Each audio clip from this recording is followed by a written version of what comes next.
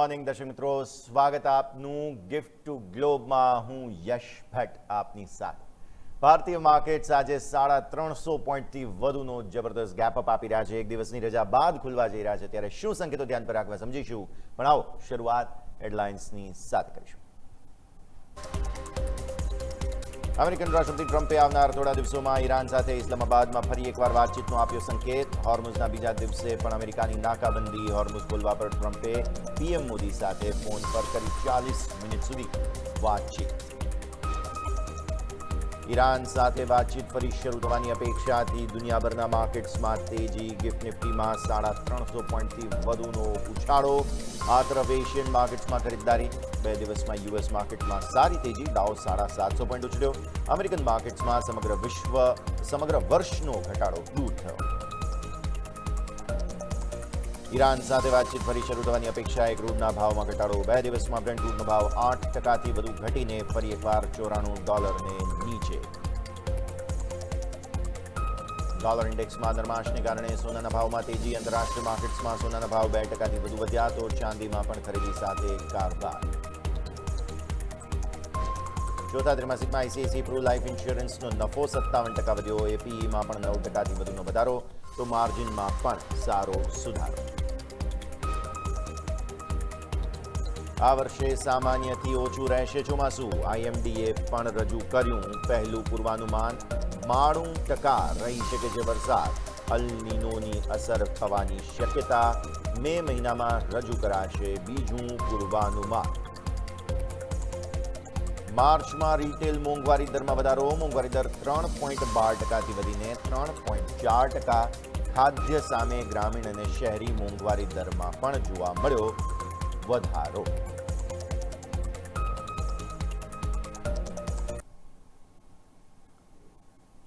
આવો કરીએ શરૂઆત. ભારતીય કારોબારી સત્ર શરૂ થઈ રહ્યા છે, જેમાં સૌથી પહેલા તમે ગિફ્ટ નિફ્ટીનો અપડેટ જોઈ લો. ગિફ્ટ નિફ્ટી તમને અત્યારે ફિલહાલ બતાવી રહ્યું છે લગભગ 370 પોઈન્ટ્સ આસપાસની મજબૂતી, એટલે કે ગેપ અપ ઓપનિંગ. આપને યાદ અપાવીશું, ગઈકાલે માર્કેટ્સ બંધ હતા. ગઈકાલે રાતથી લઈને આજે સવાર સુધીમાં ગિફ્ટ નિફ્ટીમાં કોઈ મેજર પરિવર્તન નથી. એટલે 2 દિવસનો મંગળવારે રાત્રેનો અને સોમવારે રાત્રિનો જે હેન્ડઓવર આજે બુધવારે સવારે તમે જુઓ છો, તેમાં 350 પોઈન્ટનો ઉછાળો તો ઓલરેડી હતો જ. એટલે આજે સવારે નવી કોઈ એડિશન નથી. પણ યસ, હકીકત એ છે કે આપણે ગેપ અપ ઓપન થઈ રહ્યા છીએ, રાઈટ. તો સૌથી પહેલો મુદ્દો આ ધ્યાન પર રાખો. પછી આવો તમે અમેરિકન માર્કેટ્સના ગઈકાલના ક્લોઝ પર. 0.66%ની તેજી સાથે યુએસ માર્કેટમાં 300 પોઈન્ટથી વધુનો ડાઉમાં ઉછાળો. S&P 500 81 પોઈન્ટ, એટલે લગભગ 1.18%ની તેજી. S&P 500 અને નાસ્ડેકની અંદર 455 પોઈન્ટનો મોટો ઉછાળો તમને જોવા મળે. આ તરફ તમે નજર કરો પહેલા એશિયન માર્કેટ્સ પર. નિકાઈ અત્યારે 0.5%ની મજબૂતી બતાવે છે. લગભગ જુઓ તો તમે આ તરફ હેંગસેંગમાં પણ સારી મજબૂતી છે. અન્ય એશિયન માર્કેટ્સ હું કહી દઉં તમને, સ્ટ્રેટ્સ ટાઈમ્સ, હેંગસેંગ, તાઇવાન બધા જ 1.5% તેજી બતાવે છે. કોસ્પી તો કંઈક 3%ની તેજી બતાવે છે. હવે શાંઘાઈ જોઈ લો તમે, તો અહીંયા પણ 0.5%ની તેજી જોવા મળે છે. તો આ થઈ ગયું તમારા માટે પહેલાં તો ગ્લોબલ માર્કેટનો સંકેત. ફ્યુચર્સ જોઈ લો ખાસ. ડાઉ ફ્યુચર્સ જે અત્યારે ફિલહાલ છે, તેની અંદર તમને મામૂલી 0.02% આસપાસની મજબૂતી, એટલે 11 પોઈન્ટ આસપાસની મજબૂતી છે.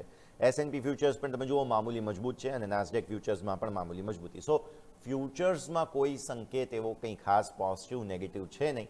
અને એટલે જ મેં તમને કહ્યું ને કે ગઈકાલની જે કંઈ પણ 2 દિવસની જે અપડેટ હતી ગિફ્ટ નિફ્ટીમાં, એવી ને એવી જ ગેપ અપ ઓપનિંગ તમને અત્યારે છે. બીજો કોઈ સંકેત એવો કંઈ ખાસ નથી. 350 પોઈન્ટનો ગેપ અપ તમને ઓલરેડી હતો, અને એ જ પ્રકારનો ગેપ અપ ઓપનિંગ તમને મળી રહ્યો છે.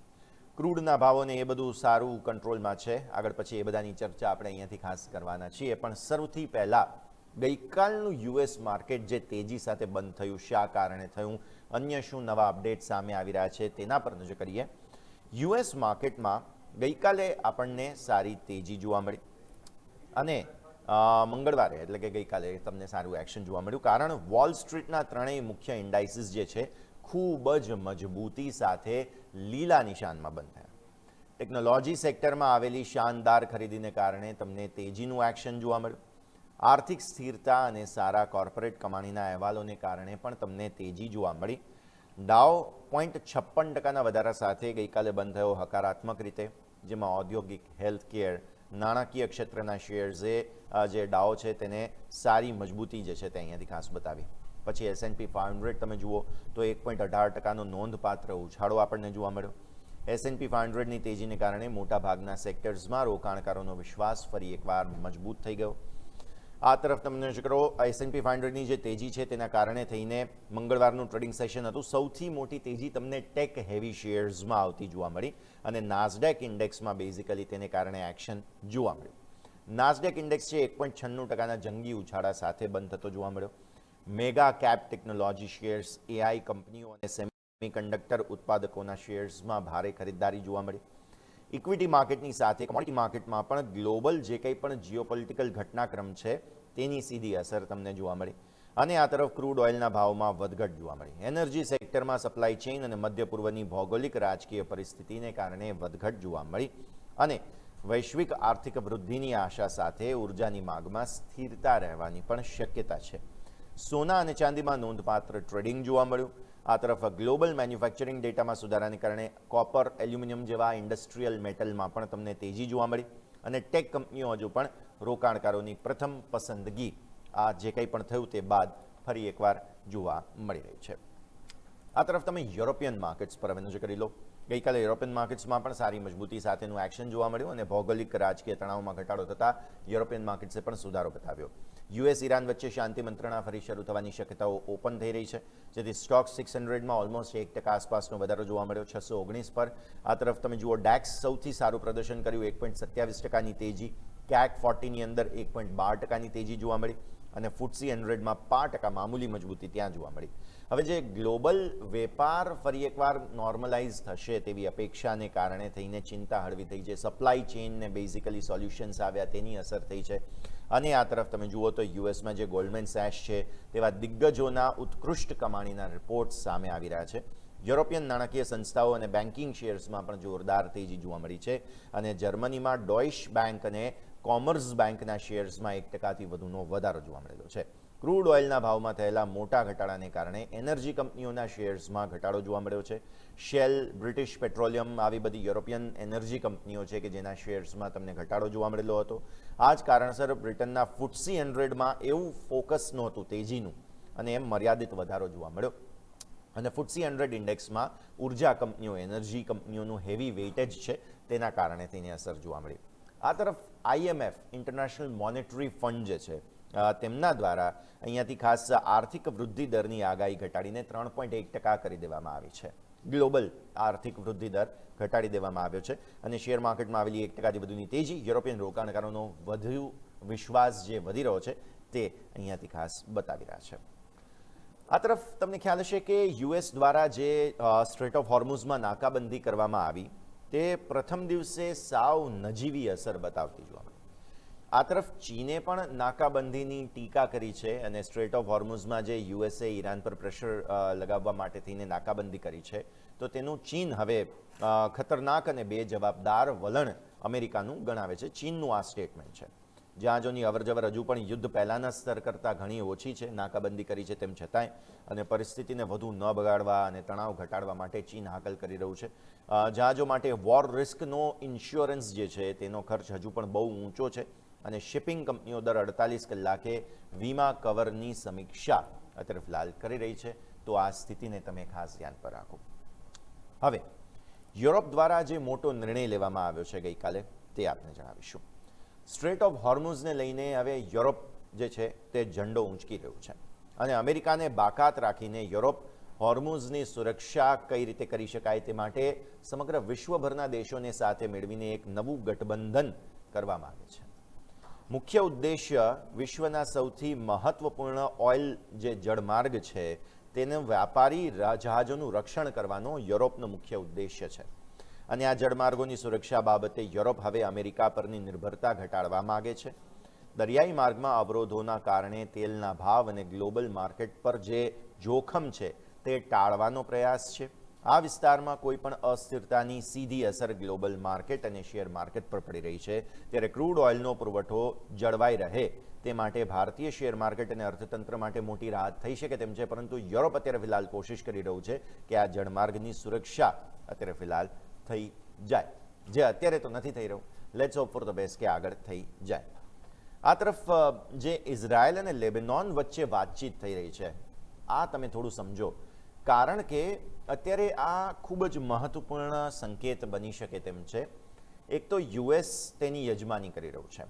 અમેરિકામાં વોશિંગ્ટન ખાતે ઇઝરાયલ અને લેબેનોન વચ્ચે મહત્વપૂર્ણ વાટાઘાટો થયો. તમને ખ્યાલ હશે કે લેબેનોન પર બહુ મોટો હુમલો કરવામાં આવેલો હતો ઇઝરાયલ દ્વારા, અને ત્યારબાદ અચાનક જ નેતન્યાહુ સાહેબ વાતચીત માટે તૈયાર થઈ ગયા.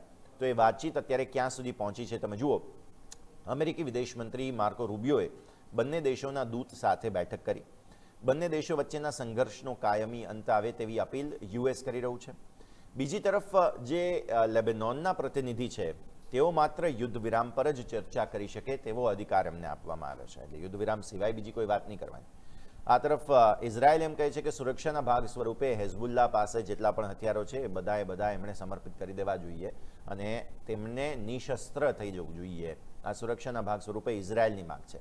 સ્વાભાવિક છે કે લેબેનોન અને ઇઝરાયલ બંને એક પક્ષે આવી ન શક્યા, એક પેજ પર આવી ન શક્યા, અને એના કારણે અલગ અલગ માંગણીઓને કારણે મંત્રણાનો પ્રગતિ જે છે તે અંગે અત્યારે સ્પષ્ટતા નથી, અને તેના કારણે થઈને એક લિમિટેડ પરિસ્થિતિનો ઉદ્ભવ થયો છે. અને વિરોધાભાસી માંગણીઓને કારણે આ શાંતિ મંત્રણાની સફળતા પર અત્યારે ફિલહાલ અને તેના ભવિષ્ય પર પણ સવાલો ઉઠતા જોવા મળી રહ્યા છે. તો આ એક મોટો સવાલ દર્શક મિત્રો અત્યારે ફિલહાલ સામે આવે છે કે વાતચીત તો થઈ, પરંતુ એ વાતચીતની સફળતા કેટલી તેને લઈને કોઈ સ્પષ્ટતા નથી. તો આ એક ખાસ મુદ્દો કે જેને તમે ધ્યાન પર રાખો. આ તરફ ટ્રમ્પ સાહેબે ગઈકાલે પીએમ મોદી સાહેબ સાથે વાતચીત કરી. પીએમ નરેન્દ્ર મોદી અને રાષ્ટ્રપતિ ડોનાલ્ડ ટ્રમ્પ વચ્ચે ગઈકાલે ટેલિફોનિક વાતચીત થઈ. હોર્મુઝની સમુદ્રધુની ખુલ્લી કરવા અને સુરક્ષિત રાખવા પર વાતચીતમાં ખાસ ભાર મૂકવામાં આવ્યો.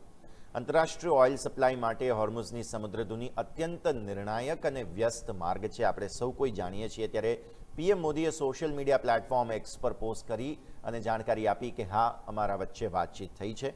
બંને વૈશ્વિક નેતાઓ વચ્ચે લગભગ 40 મિનિટ સુધી મહત્વપૂર્ણ મંત્રણા ચાલી હતી. સૌથી પહેલાં ભારતીય મીડિયા દ્વારા આ અંગેના અહેવાલો આપવામાં આવ્યા હતા, અને ત્યારબાદ વૈશ્વિક વેપાર અને ઓઇલ સપ્લાય ચેઇનને અકબંધ રાખવા માટે સંયુક્ત પ્રયાસો પર ભાર મૂકવામાં આવ્યો. બે મોટા લોકશાહી દેશોના વડાઓ વચ્ચે 40 મિનિટની આ વાતચીતને વૈશ્વિક સુરક્ષા અને અર્થતંત્રના સંદર્ભમાં સૂચક માનવામાં આવે છે. તો આ વાતચીત ગઈકાલે ખૂબ મહત્વપૂર્ણ રહી તેવું તમે અત્યારે કહી શકો છો. આ તરફ જંગી નવું રોકાણ અત્યારે ફિલહાલ બ્લેકરોક લઈને આવ્યું છે. બ્લેકરોકમાં રોકાણકારોના નાણાંનો પ્રવાહ બહુ જબરદસ્ત વધારે છે. બ્લેકરોકે ક્લાયન્ટ્સ પાસેથી $130 અબજ નવું ફંડ પ્રાપ્ત કર્યું છે, અને બ્લેકરોકની ફીની જે રેવન્યુ હોય તેની અંદર જબરદસ્ત ઉછાળો જોવા મળ્યો છે. ગ્લોબલ માર્કેટની તેજી વચ્ચે દુનિયાભરના રોકાણકારો જે છે તેનો બ્લેકરોક પર વિશ્વાસ વધ્યો છે. આ એક મોટી નાણાકીય સંસ્થા છે જે ઇન્વેસ્ટમેન્ટ સોલ્યુશન્સ પૂરા પાડે છે, અલગ અલગ ટૂલ્સ પૂરા પાડે છે. એ માટે થઈને નાણાકીય ક્ષેત્રની આ મજબૂતી જે છે $130 અબજ ફંડ, વિચાર કરો તમે, બહુ મોટી વાત કહેવાય. અને એટલા માટે જ આ જે મજબૂતી છે, રોકાણકારોનો ઉત્સાહ છે, તેને કારણે શેર માર્કેટમાં પણ ઉત્સાહ જોવા મળશે તેવું અત્યારે તમે માની શકો છો. તો આ ગ્લોબલ જાયન્ટ બ્લેકરોકની અંદર નવું ફંડ આવ્યું તેની માહિતી આપણે ખાસ યાદ રાખીએ. આવો દર્શક મિત્રો, આ સાથે જ એક હવે નાનકડા વિરામનો સમય થઈ રહ્યો છે, તો બ્રેક લઈ લઈએ, અને બ્રેક બાદ ગિફ્ટ ટુ ગ્લોબમાં અન્ય કયા મહત્વપૂર્ણ સમાચારો અને સંકેતો છે તે જાણીશું બ્રેક બાદ.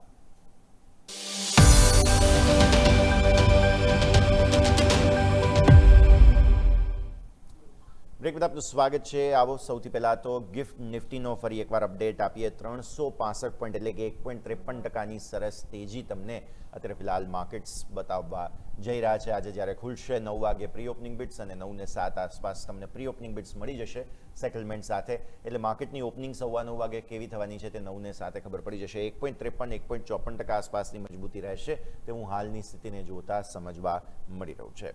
પણ આવો આગળ વધીએ. સમાચારોમાં એક બહુ મહત્વપૂર્ણ ડેવલપમેન્ટ દર્શક મિત્રો થવા જઈ રહ્યું છે.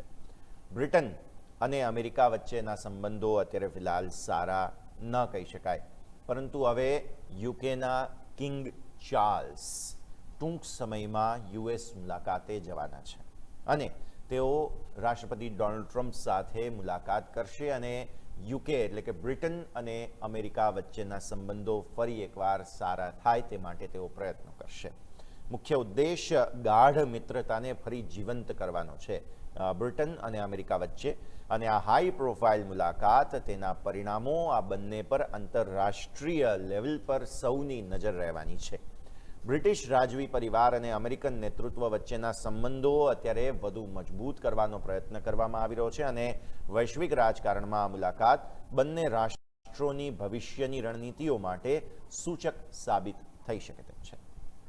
આ તરફ જે કહી શકાય કે જુલાઈ મહિનામાં અથવા તો કહો કે જુલાઈ મહિના સુધી ફરી એકવાર જે જૂના ટેરિફના રેટ્સ હતા તે ફરી એકવાર લાગુ કરી દઈશું. આ સ્ટેટમેન્ટ આવ્યું છે સ્કોટ બેસેન્ટ સાહેબ તરફથી. તેમણે કહ્યું કે અમેરિકન રાષ્ટ્રપતિ ડોનાલ્ડ ટ્રમ્પે જે ટેરિફ લગાવેલા, છેલ્લે નેગોસિએશન્સ થયા અને છેલ્લે જે લેવલ પર સમગ્ર વિશ્વના ટેરિફ્સ હતા અલગ અલગ દેશોના, એ લેવલ પર જુલાઈ સુધીમાં આપણે ફરી એકવાર પહોંચી જઈશું. સ્કોટ બેસેન્ટ તેઓ ટ્રેઝરી સેક્રેટરી છે યુએસના, અને તેમણે જે કહ્યું કે આ પ્રબળ શક્યતાઓ છે તે અમે લાવી રહ્યા છીએ, જુલાઈ સુધીમાં જૂના ટેરિફ આવી જશે. આ માટેના મહત્વપૂર્ણ એલાન એટલે કે જાહેરાત તેમણે કરી.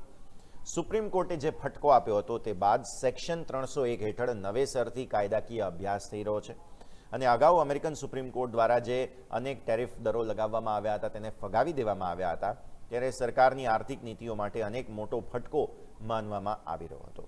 આ સ્થિતિમાં ટેરિફ દરો ફરી એકવાર જો લાગુ થઈ જાય છે તો વૈશ્વિક વેપાર અને આંતરરાષ્ટ્રીય માર્કેટને મોટી અસર પડશે અને અમેરિકન ઉત્પાદનોને બચાવવા અને સ્થાનિક અર્થતંત્રને મજબૂત કરવાના પ્રયત્નો તેજ થઈ જશે. આ સ્થિતિમાં અગાઉની જેમ આયાતી વસ્તુઓ પર ભારે ટેરિફ ફરી એકવાર લાદવામાં આવશે અને ટેરિફની સીધી અસર વૈશ્વિક સપ્લાય ચેઇન અને અમેરિકાના અન્ય દેશો સાથેના વેપારી સંબંધો પર પડી શકે તેમ છે. તો આ મુદ્દો ખાસ ધ્યાન પર રાખો.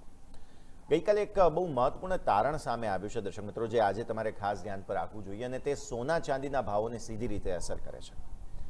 મધ્યસ્થ બેંક્સ એટલે કે ગ્લોબલ સેન્ટ્રલ બેંક્સ જેમ કે ECB છે, US ફેડરલ રિઝર્વ છે, આપણું RBI છે, આ બધાએ મોટી સોનામાં ખરીદી કરી, ચાંદીમાં ખરીદી કરી. હવે એમણે ખરીદી કરવાનું બંધ કર્યું છે અને વેચાણ શરૂ કરી દીધું છે. આ બહુ મહત્વપૂર્ણ તારણ સામે આવી રહ્યું છે અને એના કારણે જાન્યુઆરીમાં જે હાઈ બન્યા હતા સોનામાં, ત્યાંથી અત્યાર સુધીમાં 12% સોનાના ભાવ ઘટી ગયા છે.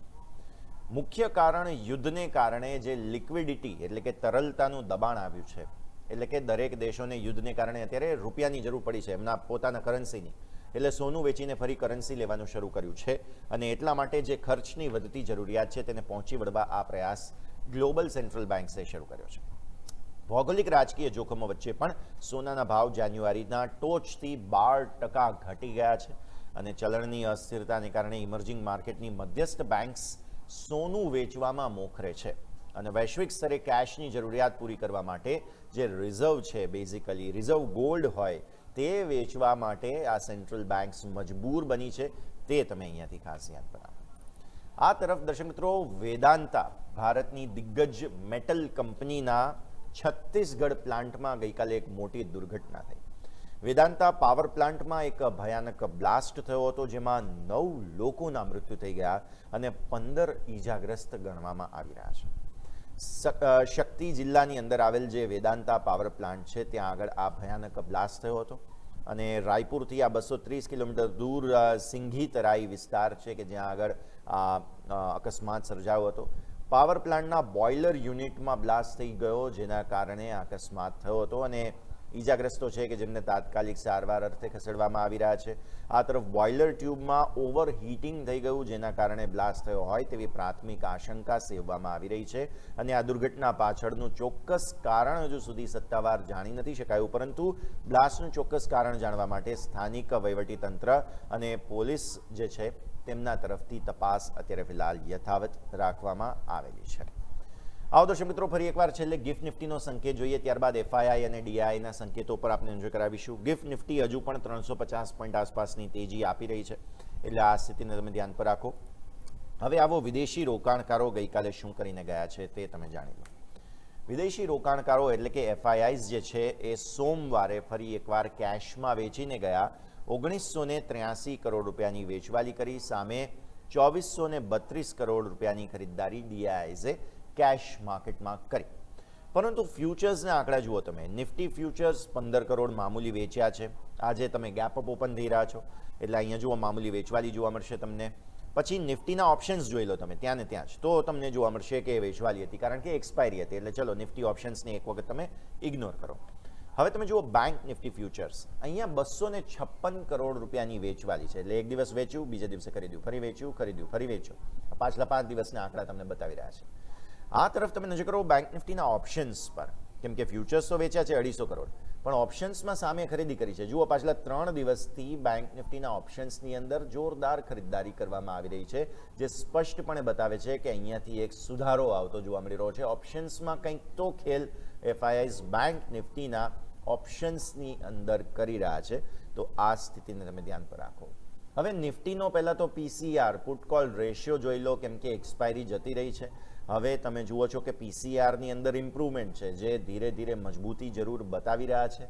અને આ રીતે તમે બેંક નિફ્ટીનો પીસીઆર જુઓ તો બેંક નિફ્ટીના પીસીઆરમાં પણ તમને ધીરે ધીરે સુધારો જ જોવા મળી રહ્યો છે, જે સ્પષ્ટપણે બતાવે છે કે મૂળ માહોલ સુધરી રહ્યો છે. પરંતુ અલ્ટિમેટલી અસર એફઆઈઆઈના લોંગ શોર્ટ રેશિયો પર શું પડી છે એ જોઈ લો તમે. તો એફઆઈઆઈનો લોંગ શોર્ટ રેશિયો જે છે તે તમને અત્યારે બતાવે છે કે જે શુક્રવાર હતો તેની સામે સોમવારનો જે આંકડો છે મામૂલી ઘટાડો બતાવે છે. બહુ વધારે અસર નથી, કેમ કે એફઆઈઆઈએ જે ફ્યુચર્સ થોડા 250 કરોડ આસપાસના જ વેચ્યા છે, વધારે નથી વેચ્યા નેટ. તો એટલા માટે તમને લોંગ શોર્ટ રેશિયોમાં થોડો ઘટાડો મામૂલી જોવા મળી રહ્યો છે. પણ હવે આજે શું થશે? આજે તો તમે ગેપ અપ ઓપન થઈ રહ્યા છો, તો આ સ્થિતિમાં બહુ મહત્વપૂર્ણ સંકેત તમને મળવા જઈ રહ્યો છે. એક વખત નિફ્ટીના ક્લોઝિંગ ચાર્ટ્સ જે સોમવારના છે તે તમને બતાવી દઈએ. 23,842નો તમારો બંધ છે, જે સ્પષ્ટપણે બતાવે છે કે જે સોમવારે ગેપ ડાઉન તમે ઓપન થયા હતા તેમાં સરસ રિકવરી આવી. આજે હવે શું થશે? આજે તમે 350 પોઈન્ટનો એવરેજ અત્યારે ઉછાળો જુઓ છો. એટલે 23,842ના બંધની સામે તમે 24,000ને ઉપર જ ઓપન થવા જઈ રહ્યા છો. અને હવે એવું લાગે છે કે 24,200, 24,300 તરફની નવી જર્ની તમે શરૂ કરી રહ્યા છો. મેઇન 23,700 અને બેંક નિફ્ટી માટે આપણે વાત કરી હતી કે એક બહુ મહત્વપૂર્ણ લેવલ જે બને છે તે 54,350, 54,450 માફ કરશો બની રહ્યો હતો. આ બંને સચવાઈ ગયા છે. એટલે હવે તમારે નવી મંદીની અનટિલ એન્ડ અનલેસ કોઈ મોટા સમાચાર આવી જાય, નવી મંદીની શક્યતાઓ ઓછી થતી જોવા મળી રહી છે. એટલે આ સ્થિતિમાં નિફ્ટી બેંક નિફ્ટી હવે તેજી તરફની ચાલવા માટે તૈયાર થઈ ચૂક્યા છે. આ સ્થિતિને તમારે ખાસ ધ્યાન પર રાખવાના રહેશે. તો આ થઈ ગયા ઓવરઓલ. અચ્છા, હું તમને ક્વિકલી બેંક નિફ્ટીનો ચાર્ટ પણ એક વખત બતાવી દઉં, કેમ કે જુઓ ત્યાં પણ લેવલ જે બને છે ને આ 55,605, આપણે તમને સોમવારે અને શુક્રવારે પણ એ બેઝિક કન્ડિશન કહેલી જ હતી કે આપણને ક્લોઝ 54,450ને ઉપર જોઈએ છે. તેને તોડ્યો હતો પણ તેને ઉપરનો બંધ મળી ગયો હતો. 356નો લો હતો, ત્યાંથી ઉપર આવ્યા અને આજે તો હવે ગેપ અપ જ જઈ રહ્યા છીએ. એટલે અલ્ટિમેટલી બધું જ સારું છે, સમૂહ સૂત્રું બહાર પડી જશે તેવું લાગે છે. અને હવે ફાઇનલી તમને જો એકવાર વીકલી ક્લોઝ, આજે બુધવાર થયો, ગુરુ શુક્ર, અને હવે તો લગભગ કોઈ ટ્રેડિંગ સેશન્સમાં રજાઓ પણ નથી સિવાય કે 1 મેની રજા આવશે. તો તમને જે કંઈ પણ સંકેતો મળી રહ્યા છે તે પોઝિટિવિટી તરફના જ હાલ તો ફિલહાલ મળી રહ્યા છે. અને માર્કેટમાં પણ જબરદસ્ત તેજી આજે તમને જોવા મળી શકે છે. આ સાથે દર્શક મિત્રો, આજે આપણે ગિફ્ટ ટુ ગ્લોબમાં ચર્ચા કરી કે કઈ રીતે ભારતીય માર્કેટ્સમાં ગેપ અપ ઓપનિંગ મળે છે અને એ ગેપ અપ ઓપનિંગ બાદ શું થઈ શકે તે પોટેન્શિયલ લેવલ્સની પણ ખાસ આપણે વાત કરી છે. આ સાથે જ આજના કાર્યક્રમ ગિફ્ટ ટુ ગ્લોબમાં હાલ બસ આટલું જ. મને યશને આપશો રજા. એક ક્વિક બ્રેકનો સમય થઈ ગયો છે અત્યારે ફિલહાલ, તો વિરામ લઈશું અને વિરામ બાદ આપના માટે ઇન્ટ્રાડે ગેમમાં આજના 20 મહત્વપૂર્ણ શેર્સ કયા રહેશે તેની ચર્ચા કરવા માટે જોડાઈ રહ્યા છે મારા સહયોગી અજય અને યોમિક. આપ જોતા રહો ન્યૂઝ કેપિટલ માર્કેટ, કારણ કે અમે છીએ નફાનું નવું સરનામું.